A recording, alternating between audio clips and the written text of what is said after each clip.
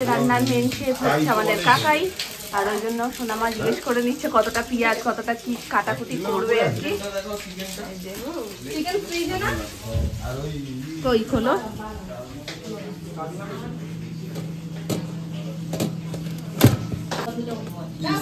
Special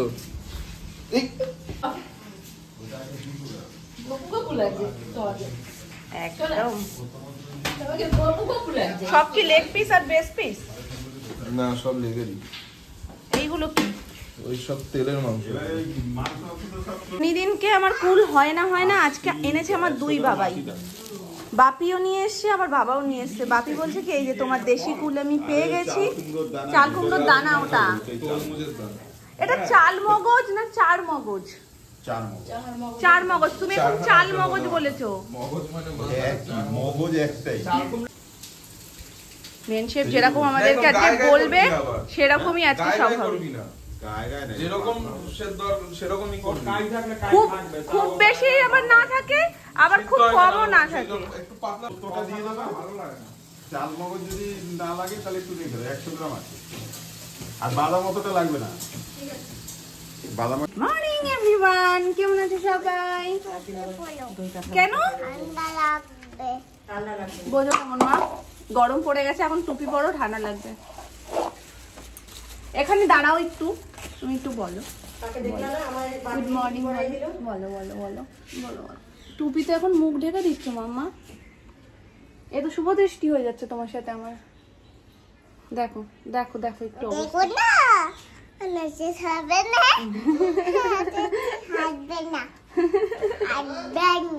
সেটা তো তুমি মুখ ঢেকে করো, হাত দিয়ে করো। এটা কি করছো? আমি কিছু দেখতে পাচ্ছি না। এই মা, আমি কি করছো? আমাকে যেতে দাও, আমার টাইম নেই। যেতে দেবো না, আজকে দেবো। এই কাজ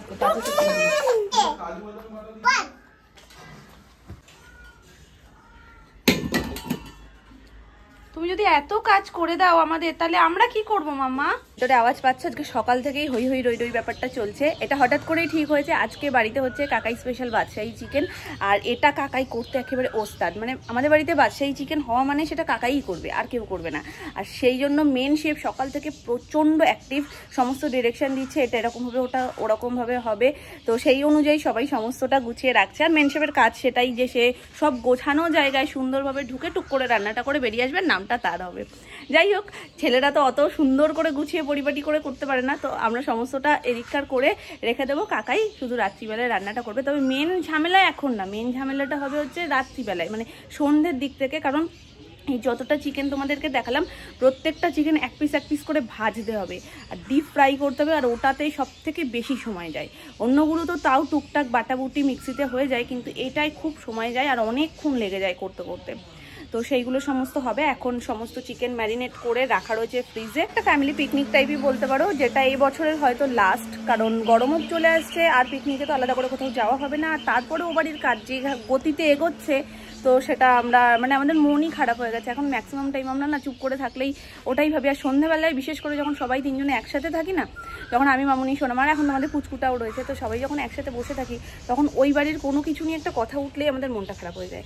কারণ যেইটুকুনি বাকি ছিল সেইটুকুনিও হয়ে গেছে। এর আগের ব্লগে তোমাদেরকে দেখিয়েছি, ওই কাজটুকুই জাস্ট আটকে ছিল। আর আমি বলছিলাম যে ওই কাজটা একটু পরে করো পরে করো পরে করো, কিন্তু সেই কাজটা পরে করেও বা কী হবে? সেই একই জিনিস আবার পরে ধুলো হওয়ার থেকে একবারে কাজটা হয়ে থাকা ভালো। যাই হোক, চলো ওই সমস্ত কথা তুলবো না, আজকের আনন্দটা নিয়েই শুধু ভাবি। আজকের রান্নায় আমাদের লাগবে এই যে চার মগজ, আর এই যে পোস্ত, আর এই যে বাদাম, এই সবগুলো পেস্ট হবে। আর যেটা তোমাদের বলছিলাম যে একদিনে মানে দুজনেই নিয়ে চলে এসছে। আর এই কুল না একসাথে তো বেশি খাওয়া যায় না, সবাইকে বলি কি অল্প অল্প নিয়ে আসবা, যেহেতু বাড়িতে সেরকম কেউ খায় না, আমি খাই। আর আমি যদি পারি না তখন মামুনি খাই একটু আমাকে হেল্প করার জন্য। আজকে দুজনেই নিয়ে এসে, বাবাও নিয়ে এসে বাপিও নিয়ে এসে, দুই মোচাই হয়ে গেছে অনেকখানি।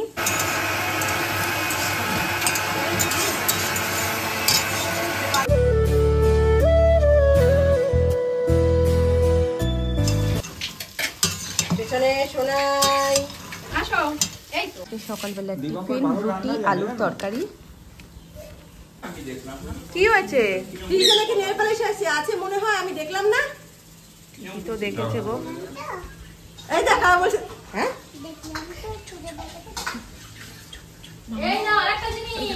চলে যাক, তারপরে মাম্মা দেখে নিলে আর খুলতে দেবে না। মাম্মা চলে যাক, তারপরে এই করো। ও এক একটা জিনিস দেখছে আর ওকে টমেটো দিয়ে ভোলানো হচ্ছে। এই দেখ মাম্মা, নাহলে তো আমি খেয়ে নেবো। কিন্তু আমি খেয়ে নেবো। দাও, আমায় দাও, আমায় দাও, আমায় দাও, আমায় দাও, দেবো। আমায় দাও, আমায় দাও, আমায় দাও। রান্নাঘরে হচ্ছে এবেলার রান্না বান্না। এবেলায় একদম সবকিছুই হালকা পাতলা হচ্ছে। এই যে আলু ভাজা, সোনায় চিকেন, টমেটো দিয়ে টক ডাল, আর এর নিচে হয়েছে লাল শাক, ইলিশ মাছের মাথা দিয়ে, না কাটা কাটা সব দিয়ে।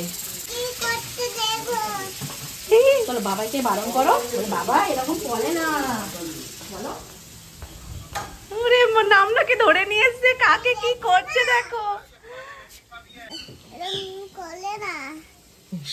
সোনুকে চেপে ধরেছে, তাই তোমার কষ্ট হয়েছে? নামটাকে দেখে আনলাম। হ্যাঁ,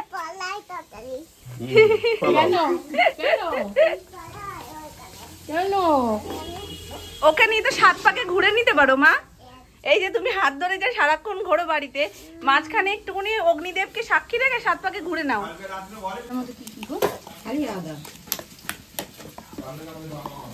কি করছো মামা তুমি?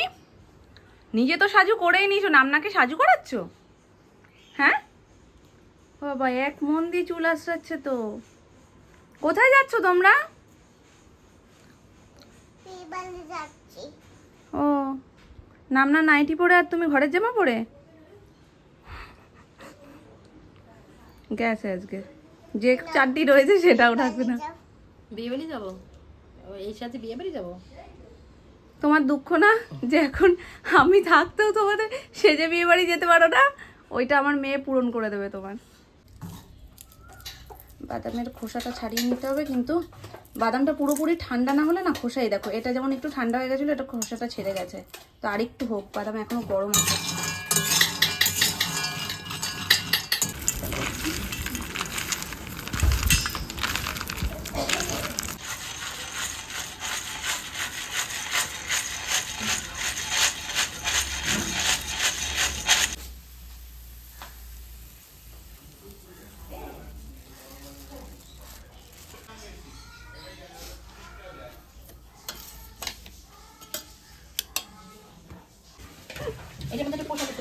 দেখো রঙটা দেখো, এটা কি?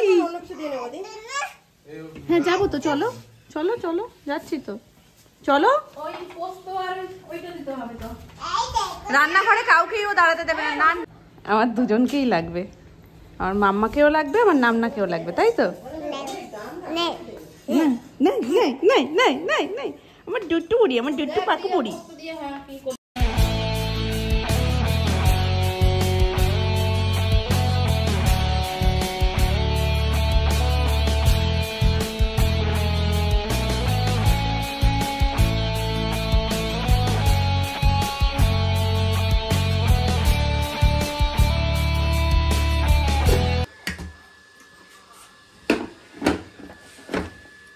বাদাম পেস্ট হয়ে গেছে, এখন শুধু পেস্টেরই গল্প।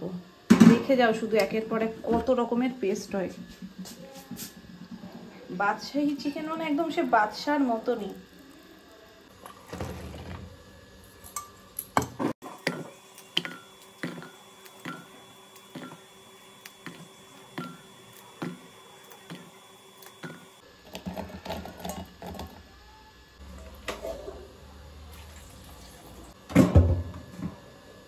এবার হচ্ছে রসুনের পালা।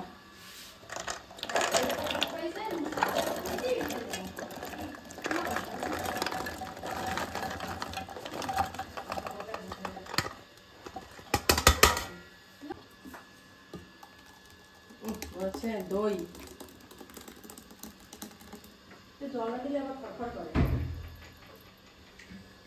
এইবার হয়েছে প্রপার বাদশাহী চিকেনের আয়োজন, মানে এবারে দেখেই ব্যাপারটা বাদশা বাদশা ফিল আসছে।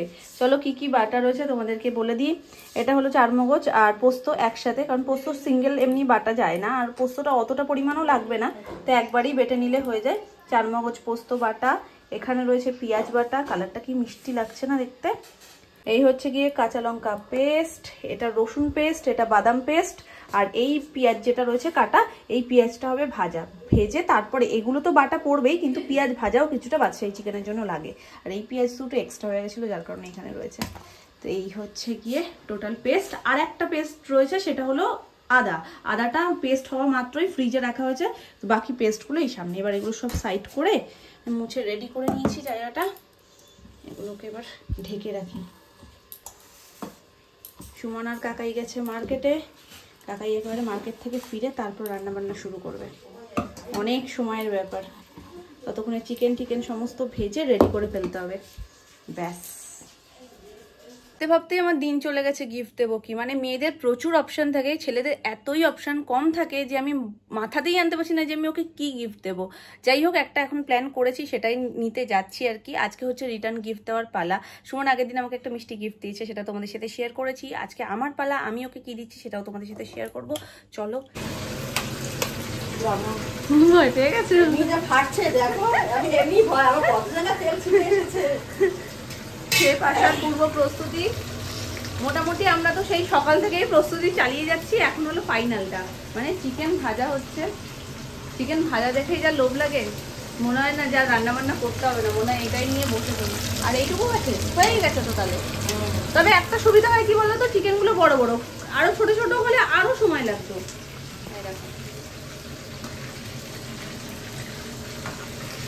বাদশাহীতে বলছি না, সবকিছু বাদশাদের মতন। চিকেনের পিস হবে বড়, সমস্ত বাটা বুটি সব কিছু করে রাখো। আর রান্নাটা যে করবে সেও বাদশার মতন আসবে। আর একটু তাও আমি দেখা হয়ে গেছে, চা খেয়ে উনি আসবেন। ও চা হয়ে গেছে, ও ঘরে আছে। আচ্ছা আবার আসলে তোমাদের সাথে আমি শেয়ার করবো কি করবে বলো তো। শুধু খুন্দিটা এখন নাড়াবে, একটার পর একটা মশলা দিয়ে দাও।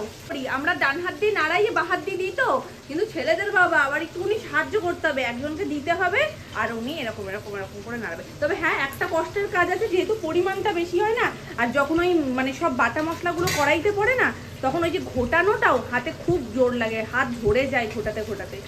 এই যে এখানটায় কড়াই উল্টে সব আমি ঢেকে রেখে গেছিলাম, তখন এরকমই রয়েছে। এখন চিকেনটা ভাজা হলে কাকাই ঢুকে পড়বে। চলো, কাকাই রান্নাঘরে রান্না করতে চলে আসার আগে আমি গিয়ে গিফটটা কিনে নিয়ে চলে আসি। কিসের গিফট? রিটার্ন গিফট দেওয়ার পালা আজকে। আগের দিন ওই গিফটটা পেয়েছি, আজকে রিটার্ন গিফট দেবো, তাই যাচ্ছি।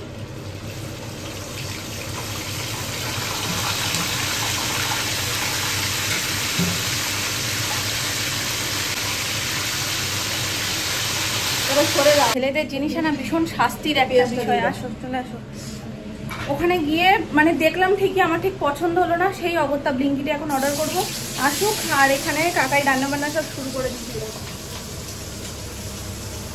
কোথায় তুলেছিলে? এরপর এই তুলে দিতে হবে ওপরে। এখানে সমস্ত কিছু রাখা, সবে ফোড়ন দিয়ে পেঁয়াজটা দিয়েছে। চলো আমি ব্লিঙ্কিটে আগে অর্ডারটা করি। আর এইদিকে রাত্রিবেলায় হচ্ছে গিয়ে ময়দার রুটি, আর সোনু খাবে তন্দুরি রুটি, আর সুমন খাবে রুমালি রুটি। তো ওই দুজনেরটাই শুধু বাইরে থেকে আসবে, আর বাকি সবাই ময়দা রুটিই খাবো। আমি একবার ভাবছিলাম রুমালি রুটি খাই, ময়দার রুটির সাথে আর কোনো কিছু ছাড় নেই, মানে অন্য কোনো কিছু এক সাইডে, ময়দার রুটি এক সাইডে, এটাই বেশি পছন্দ করি। তো এটা সবার জন্য হচ্ছে।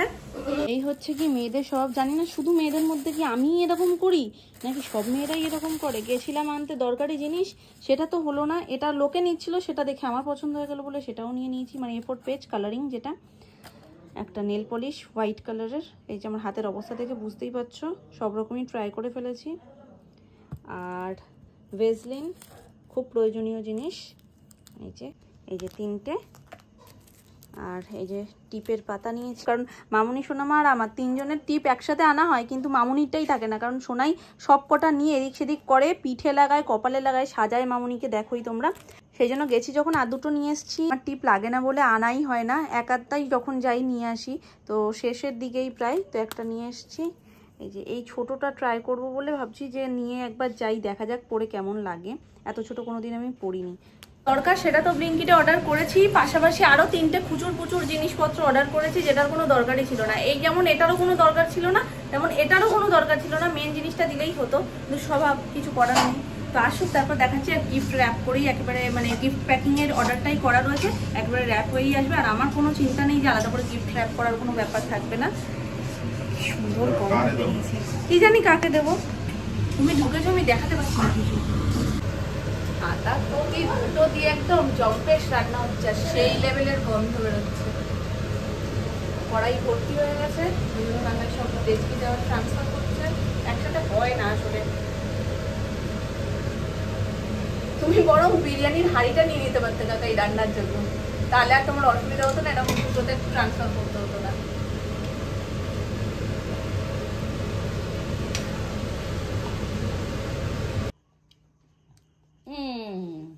বলে এরকম করে খোকা থেকে এরকম করে কামড়ে কামড়ে নিয়েছে।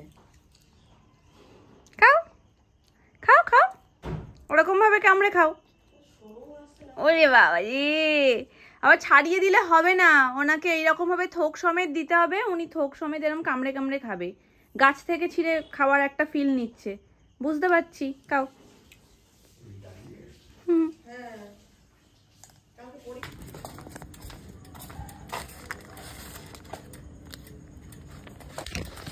তো সবাই একটা সুন্দর করে পোজ দেওয়ার জন্য এখানে দাঁড়িয়েছিলাম। এই যে আমাদের পোজ দেওয়ার কোনো ব্যাপার নেই, হাতে দোয়ান করাই।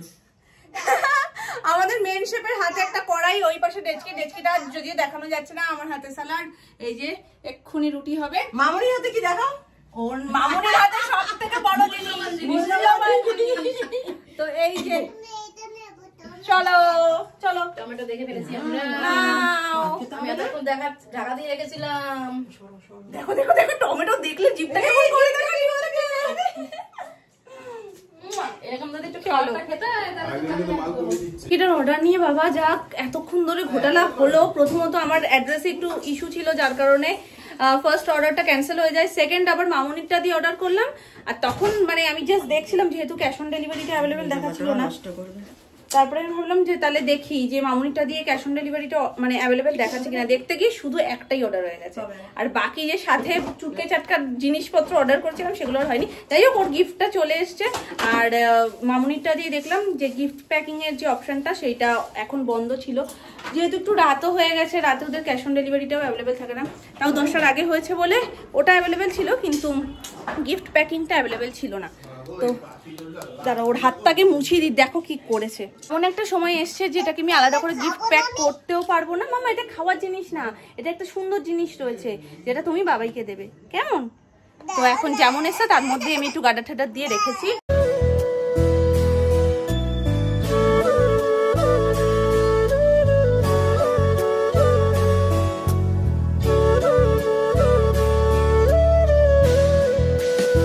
দিয়ে এসে যাও। এটা কি আছে দেখো তো, বাবাইকে দিয়ে দাও মামা। তুমি উঠে উঠে দাঁড়াও, উঠে দাঁড়াও, উঠে দাঁড়াও, উঠে দাঁড়াও। তুমি তো খুলে দেখো না, এটা কি আছে? খুলে দেখো তো। এগুলো কি গিফটের মধ্যে? হ্যাঁ, ওটা বাদবার রাত্রিবেলায়, এটা বেদে রাত্রে শোভা। ওকে, ফগি ফগলি। দেখি মাম্মা একটু ঘোরা। এটার জন্য কালোটা, কালো গোল্ডেন। এই ব্ল্যাকটার জন্য আমি কোথায় কোথায় আজকে ছুটেছি তোমার কোনো আইডিয়া নেই। ওকে, ছুটে তারপর লাস্টে ব্লিঙ্কিট ভরসা। কি সুন্দর না মাম্মা? ওটা যেন ফেলবে না, পড়ে গেলে কিন্তু ভেঙে যাবে কাচের বোতল। এই টাকাটা দিয়ে আমি কিনে নিলাম। এই টাকাটা দিয়ে তুমি কিনে নিলে? ঢপের চপ, এটা মেয়ের টাকা, বলছে মেয়ের টাকাটা দিয়ে ও কিনে নিল। একটু গাই দি। তুই শুনছিস? এত গন্ধ নেয় না। না, ওখান দিয়ে যাচ্ছেও না কিছু। ঢাকনির বাইরে দিয়ে কি গন্ধ যায় বোঝো না বাবাই? আমারও তো একটু ইচ্ছে করে, আমিও তো নতুন নতুন এগুলো বুঝছি না কি। ওরে বাবা রে, এটা কি? শেষ করে দিলে সব সেন্ট বেরিয়ে গেল তো। এ তো সেন্টের জায়গায় রুম স্প্রে হয়ে গেছে মামা। সে মুখ চোখ কিরকম করে স্প্রে করার চেষ্টা করছে, ওরে ভগবান। শুধু গায়ের জোরে পারছি না আমরা। সব গন্ধ সুন্দর বেরিয়ে গেছে মাম্মা। পারছে না বোতলটা ধরে রাখতে, ওজনটা অনেকটা। কি করছে দেখো, এর মধ্যে স্প্রে করছে আমাদের মতন। ওলে বাবালে, এক্সট্রিম ব্ল্যাক। আমি যখন প্রথম কিনি তখন না এটাই কিনেছিলাম। এটার একদম খুব সুন্দর মা। রমা মার্কেট ফগের সেন্ট। ফগের সেন্টের সব থেকে বেস্ট এই ব্ল্যাকটা, যতগুলো রয়েছে সবকটার মধ্যে বেস্ট ব্ল্যাকটা। হ্যাঁ সব জায়গায় হয়ে গেছে, সব জায়গায় স্প্রে হয়ে গেছে।